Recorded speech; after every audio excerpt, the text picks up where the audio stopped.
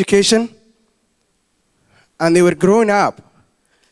So we are very happy today. We have PhD from Harvard. PhD from Harvard, a Somali young man. So that's asset for us. So I like the conferences, the meetings, Somali intellectuals, elders, parents, to encourage their children not to lose in United States, because we represent our community back home. Today we see starvation in Somalia. It's very shame if we don't tell anything to the world we cannot express. We are not blind people. So what we see in the conference is, it tells us the picture which our brother Abukar tell us, how we can lead our community.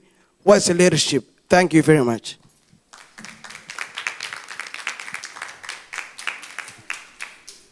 I would also like to add to Camila's request. I think one of the goals of meetings like this is to exchange contact information for networking purposes, also for helping develop support network for the young professionals, the already established bros in our community, and the young ones who are still in school trying to make a life for themselves. So I think that's a very good idea. We need to take that further.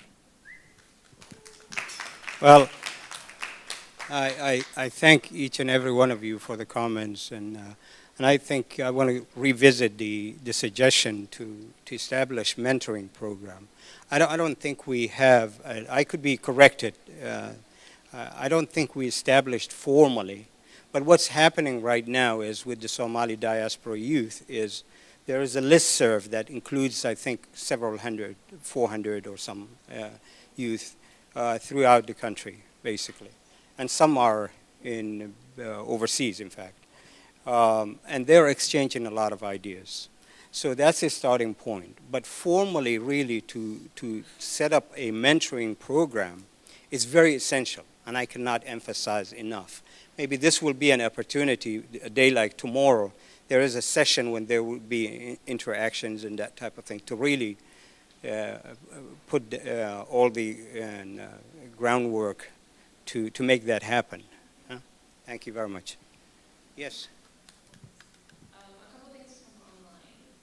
More than what Do I you want. have any plans to hold workshops such as these in communities such as Minnesota, where the Somali population is significantly large but yet truly lack transformational need? Well, I'm put on the spot. I don't know if I can answer that question. I like to say yes immediately, but I don't know if I can, if I'm the only person. Well, somebody should help me here.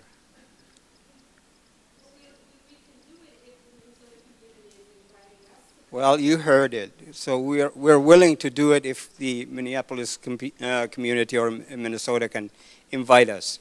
So there you have it.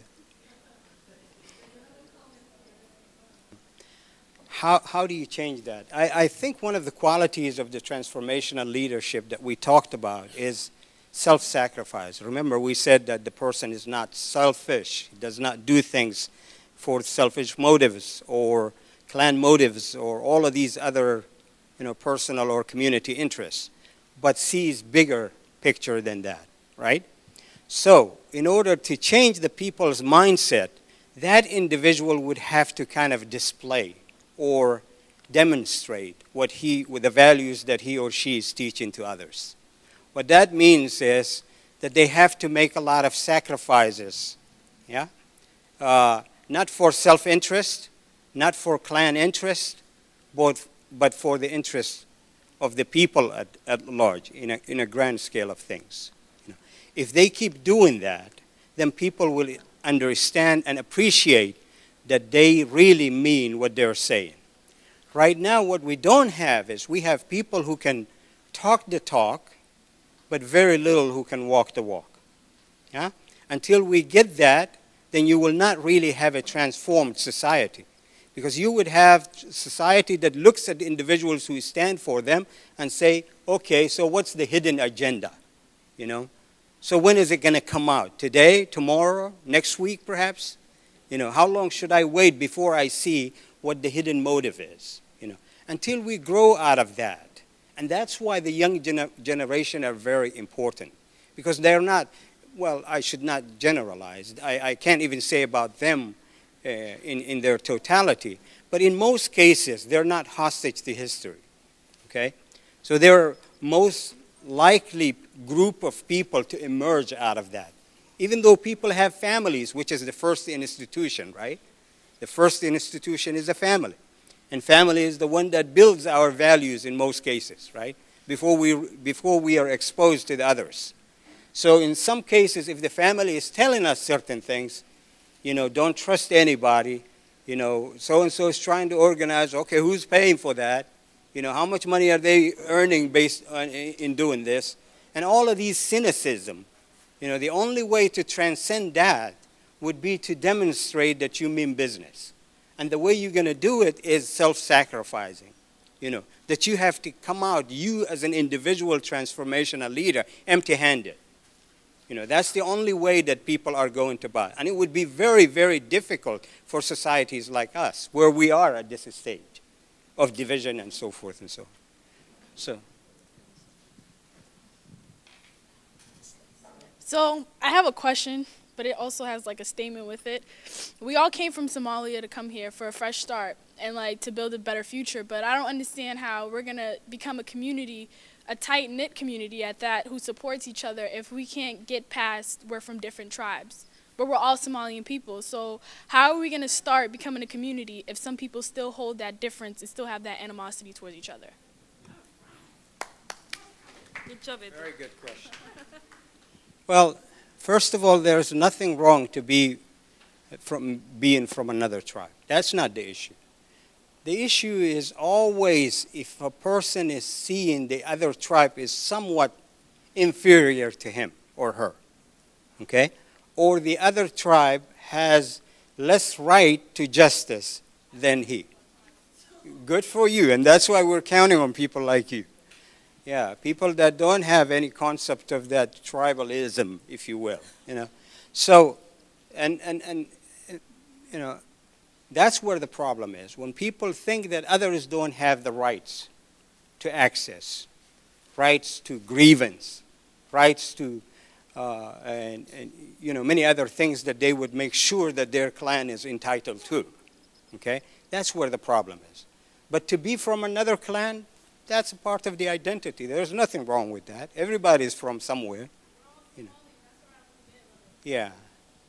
And rebuilding that common denominator is very important. And I think this kind of opportunity, where people from different cities who are roughly around the same age and who can really interact with people who are more experienced than them and take it, and their counsel, if you will, so they would not make the same mistakes that others have made, is a good opportunity, I think. That's how we can emerge out of it. I'm sorry?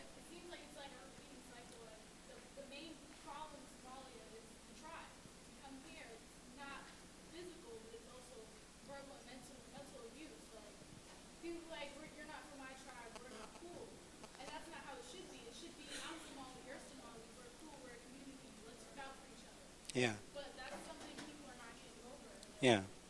And that's what we need to plant now. And that's what we need to have the patience in developing, In due course, you will see people emerging out of that sense of ignorance, if you will. Yes? Oh, there's an online question. Okay. How can the youth get their Just answer saying and that. message And then across? you hang on. I'm sorry, go ahead. How can the youth get their sayings and message across? Because in reality, most of the youth, I'll get you. or most of us youth, don't get listened to, and our voices are not heard, and they downgrade us. Wow. Very good question. Youth involvement is very, very essential, very critical. That's why we are here, by the way, to get everyone involved. But as a society, I think over the years, and I don't know when, we failed to appreciate the contribution of our youth. We did. And this is what we're trying to do, is to revive that.